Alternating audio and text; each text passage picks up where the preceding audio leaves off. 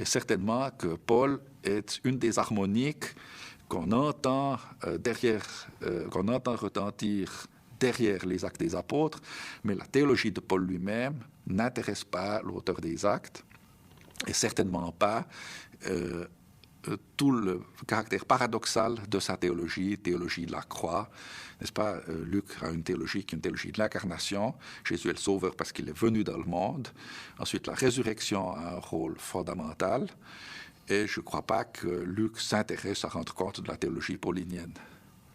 Maintenant, ça pose d'autres problèmes parce que la présentation que fait l'auteur à Théophile ou que fait Luc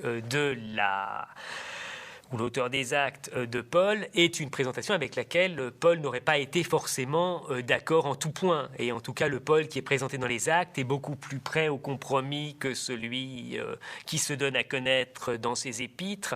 Et d'autre part, on sait par les épîtres de Paul, par exemple, que Paul était extrêmement attaché au titre d'apôtre, qui ne prend pas une telle importance dans les Actes. Donc il y a une série de décalages entre les données des Actes et celles des épîtres de Paul, qui peuvent permettre de penser que la distance est plus grande que ne veut bien le donner à penser l'auteur des Actes entre lui et Paul.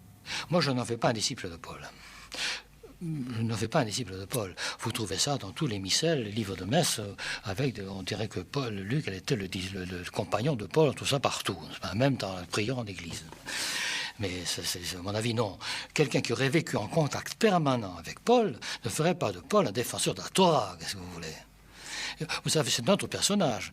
Il y a une tendance très nette. Il veut absolument montrer, n'est-ce pas, que la continuité, n'est-ce pas?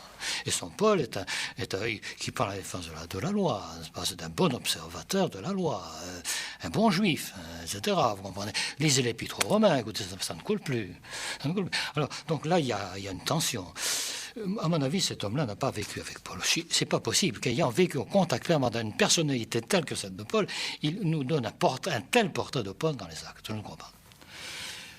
On est dans une reconstruction complète de la figure de Paul, qui doit apparaître comme celui qui est éternellement destiné à la prédication aux païens, celui qui est le bâtisseur des églises dans tout le monde méditerranéen, etc.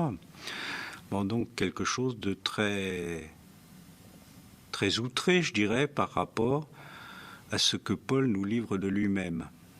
Il y a effectivement une mise en évidence excessivement forte par Luc du personnage de Paul. C'est un personnage qui, à partir du chapitre 15, éclipse tous les autres. Et je dirais, comme Luc est quasiment notre seul accès à cette période-là de la première chrétienté, d'autres personnages, peut-être marquants, ont disparu dans l'oubli. C'est au fond, à mon avis, pas tellement une intronisation d'un Paul qui n'aurait été qu'un obscur missionnaire parmi tant d'autres. C'est plutôt l'exclusivité du choix de Luc qui est à mettre en cause. Donc, il ne crée pas artificiellement la grandeur de Paul, pour dire les choses ainsi, mais il l'isole.